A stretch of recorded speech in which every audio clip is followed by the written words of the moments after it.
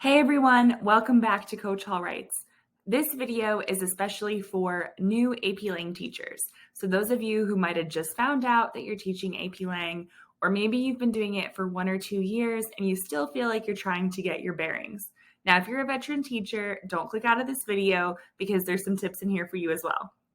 The first tip I have for you is to join the community. So I don't know about you, but I am the only AP Lang teacher at my school. Yes, there are other teachers in my department and they are wonderful, but when it comes to AP Lang, I'm kind of an island unto myself. And that's why it's really great to have an online community. So one thing that you might want to consider if you haven't already done so is to join the 2 major AP Lang teacher Facebook groups. So I found these as a first year AP Lang teacher, and they were very helpful because people were posting questions so you could get answers. Because it's Facebook, you can scroll through the old posts or search for a question that you have because chances are somebody's already asked it. And I really like the community that we have there in these groups. People are super helpful. They share their knowledge. Now, sometimes it can be a bit overwhelming, but at the same time, it's a great resource, especially if you're just starting out or if you're just looking to connect with other teachers. Now, I would also like to invite you to join my community. So in case you haven't already subscribed here on YouTube, please go ahead and do so. You're also welcome to connect with me over on Instagram. I try to update my stories, especially during the school year, to tell what I'm doing in my classroom. And I also post tutorials on TikTok. Now, those are typically more geared towards students, but I always love seeing teachers pop up in the comments as well. Now, if you are an AP Lang teacher, which I'm assuming you are because you're watching this video, please check out the description box below. There you're going to find a link to my email list. I send out emails approximately once a week. Sometimes it's once every other week because, things just get in the way and I don't want to flood your inbox. But I send out free resources, tips, tricks, updates about my YouTube channel, and reminders of my monthly AP Lang teacher chat meetings.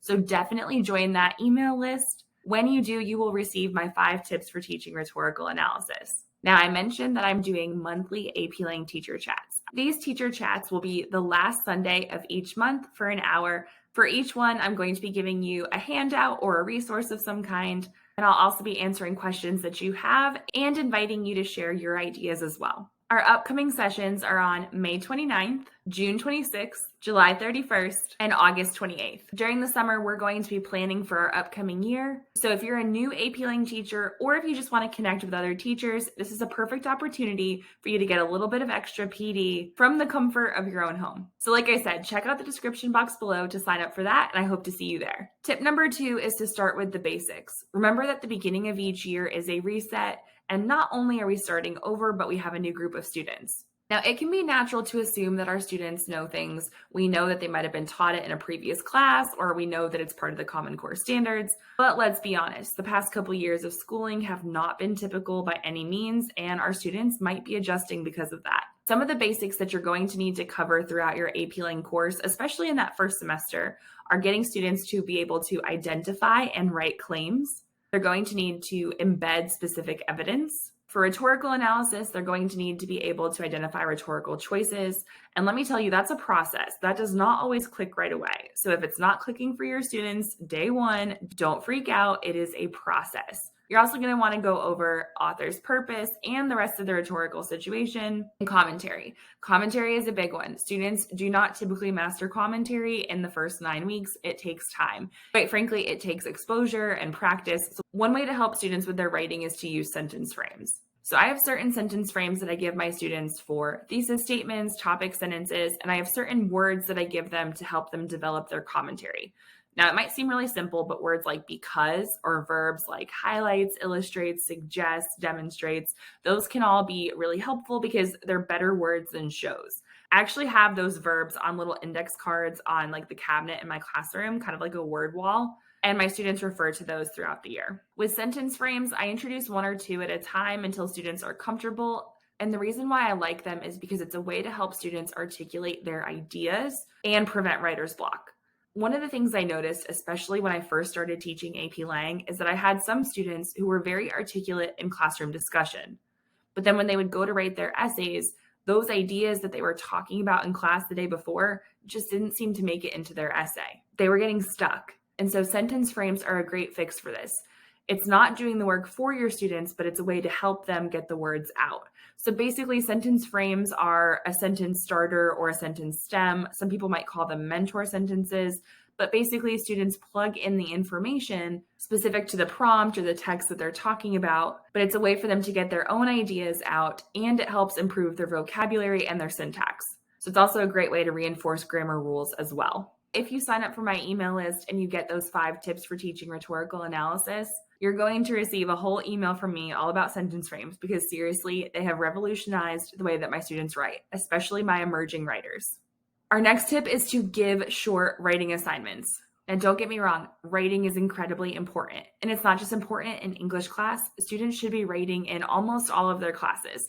I think math is usually an exception though. And we want students to be writing in complete sentences. We want them to be developing their ideas and writing a coherent paragraph or essay if that's what the assignment is. But here's the thing, essays take a while to grade. And it could be because of the amount of feedback that you're giving. It could be because of the number of students that you have. And so short writing assignments will not only help you as a teacher, but it helps your students as well. Because think of it this way. In order to write a strong essay, our students need to know how to write a strong paragraph. When I first started teaching AP Lang, I assigned essays, lots of essays. And what I realized very quickly is that my students were making the same mistakes in one paragraph to the next. So if I gave them a shorter writing assignment, I could correct those very same mistakes at the paragraph level, and I could correct them more easily. And there was a shorter turnaround time in returning those assignments to students. That way they could then make those corrections for the next writing assignment. With shorter writing assignments, it's sometimes easier to target a particular problem area too. So if you're noticing that your students are struggling with embedding evidence, you could do a mini lesson on that. Or you might do a mini lesson on commentary. I've even done mini lessons on how to write intros and conclusions. These short writing assignments are a great way to assess what your students understand, thus allowing you to shape your future instruction. Some examples of short writing assignments could be thesis statements, graphic organizers, or one-pagers. Those might not have a ton of writing, but they're related. Outlines, or something that I call what, why annotations.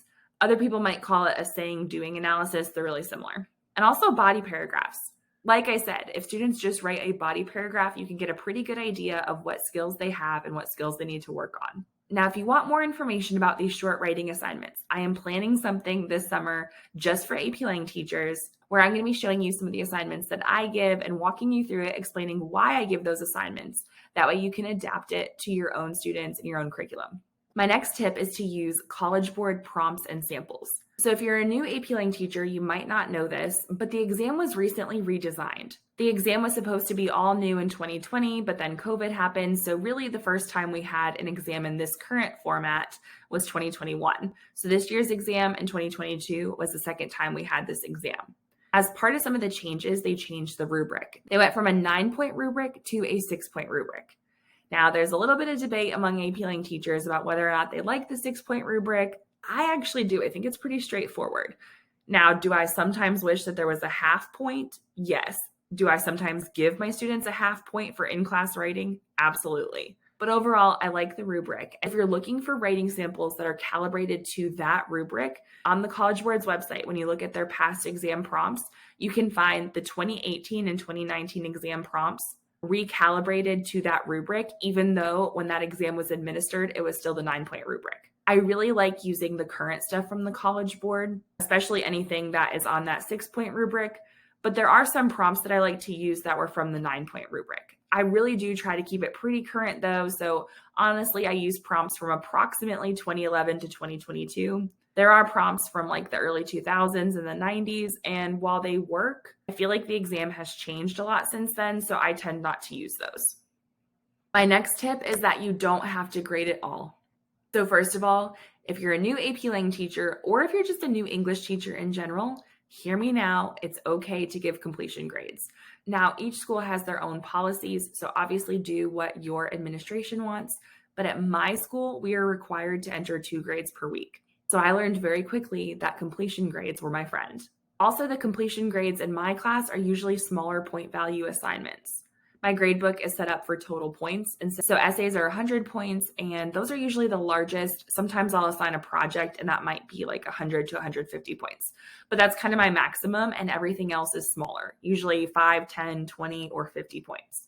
The completion grades not only allow me to grade more quickly, but they allow my students to get practice with this skill. And sometimes that's all they need. Sometimes they just need the practice. Now, obviously, there are other times when they genuinely need feedback, and that's okay too. But as an English teacher, you're going to want to try to balance it out.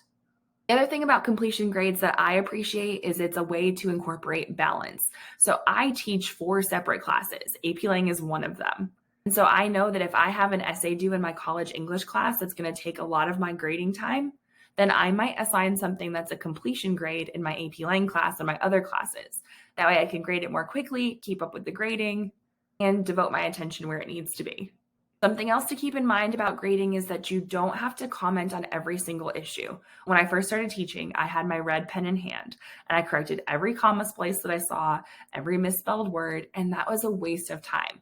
Now, I firmly believe that you want to give selective feedback. So I ask myself, what is the biggest fix that the student can make? What is something that they can do that will help their score or improve their writing? And we focus on that.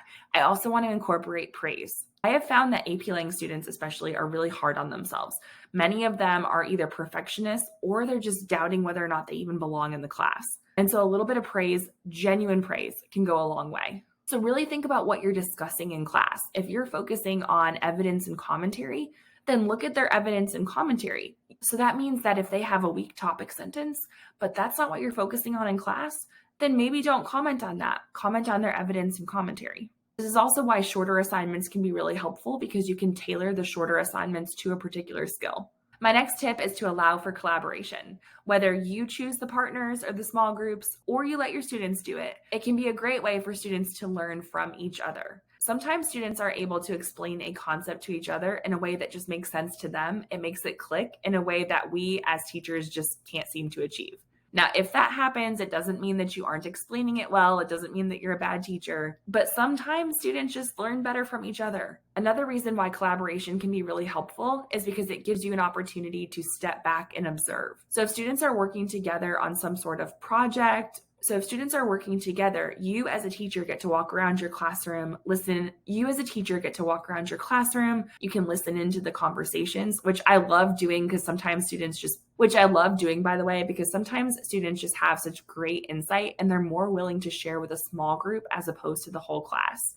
Also, it's really rewarding to see them apply the skills and concepts that you've been talking about in class.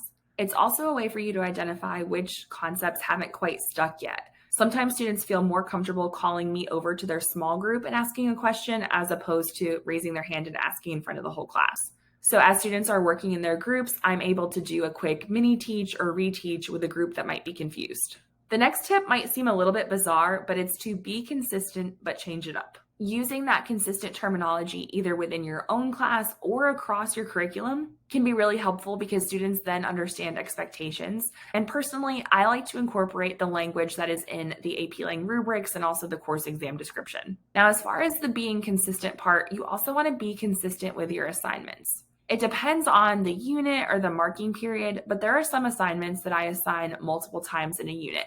Now, it's going to be a different passage, but the assignment is essentially the same. And I'll make little tweaks here and there to change it up. One example of this is thesis statements. My students might not write a whole essay about a text that we've talked about in class, but I might have them write a thesis statement, especially if they're just learning what a defensible thesis statement is. So over the course of a 9-week marking period, they might write 3, 4, or even 5 thesis statements. With that repetition and consistency, by the time they do the 3rd, 4th, or 5th one, I don't have to explain it as much. And I can make it more challenging. I can elevate my expectations. And because of that repetition, later on in the year, when I say I want a defensible thesis statement for a rhetorical analysis essay, my students know what I'm talking about and they're able to do it. That's also where those sentence frames that I mentioned earlier can be very helpful. Another type of assignment that I do very frequently, especially in the beginning of the year, is writing paragraphs. Now, yes, my students do write an essay during the first 9 weeks, but we don't write an essay until after they've written at least 2 body paragraphs for me. And it's not necessarily the same prompt either. We might read something one week and they might write a thesis statement and a body paragraph. And then I might give them feedback on that. And a week or 2 later, they might do a thesis statement and body paragraph about a different text.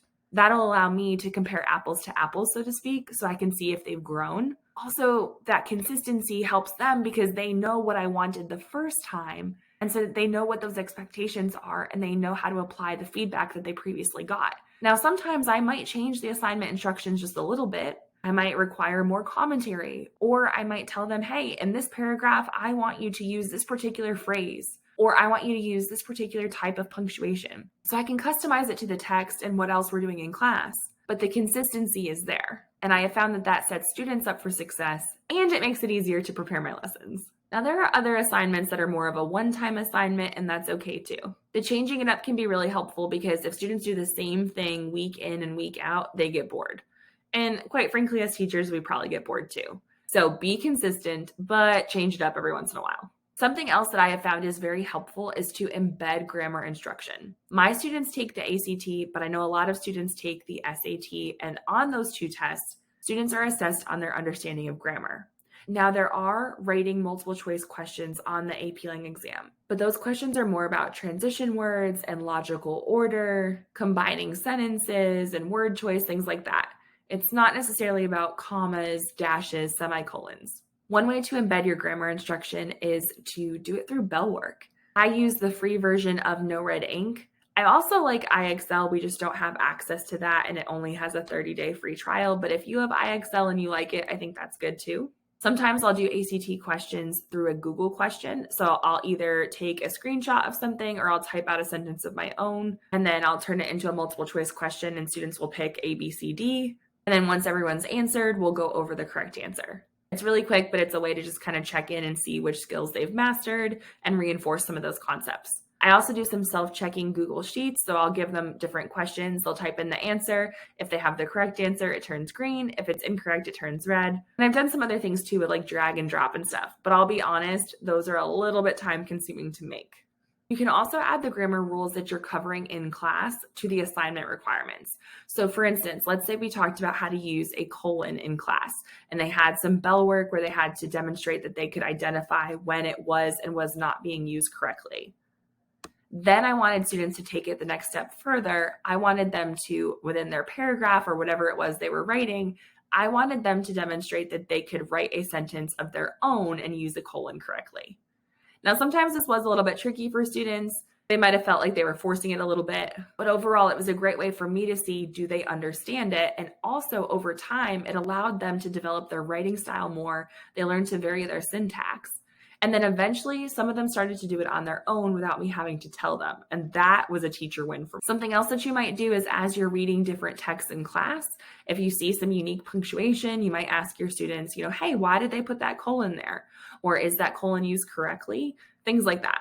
While I do think it can be beneficial to join a larger community like those Facebook groups for AP Lang teachers, sometimes it's easy to compare yourself to other teachers, and that could lead to you beating yourself up. Don't do that. Because first of all, you're doing amazing. And second of all, we need to remember that we all have our own journey. We teach in different districts, different schools, we have different students. So remember, you are the teacher that your students need this year. It's also important to give yourself grace as a teacher because sometimes it's really easy to compare one class to the next. So maybe it's comparing first period to third period, or maybe it's comparing last year's students to this year's students. A little bit of comparison can be helpful because we're kind of checking in on what's working and what's not. But at the same time, too much comparison can be detrimental. Something else to remember is that you don't have to have all the answers. There have been a few times in my teaching career where I have told a student, I don't know, but I will look it up and I will get back to you tomorrow. And they respected me so much more for that than if I had just lied or something like that. So it's okay to admit that you don't know. It's also okay to admit when a student interprets something in a way that you didn't. There have been a few times where I've had a student interpret a text in a way that I hadn't really expected or thought of, but they were able to back up their claim and it was awesome. You also want to remember to have a life outside of teaching and grading. This past year, I decided that I was not going to give much, if any, homework to my students. And my last little tip for you under this idea of giving yourself grace is to remember that less is more. Sometimes we want to cram everything in, but that can be really overwhelming for our students and us. It's okay to go slowly. It's okay if something takes more time than you had planned for. Give yourself grace. I have found, especially at the beginning of the year, that if I can slow down a little bit and give my students a strong foundation, then I can pick up the pace later on in the year. All right, so that concludes my 10 tips for new AP Lang teachers. Just as a friendly reminder, please check out the description box below. There you will find the link to my monthly AP Lang teacher chat over on Lighthall and also my email list. I would love to connect with you and share some tips with you via email. And in case you aren't already subscribed, go ahead and hit that subscribe button, hit the bell to turn the notifications on, and be sure to follow on Instagram and TikTok as well. And as always, until next time, happy writing!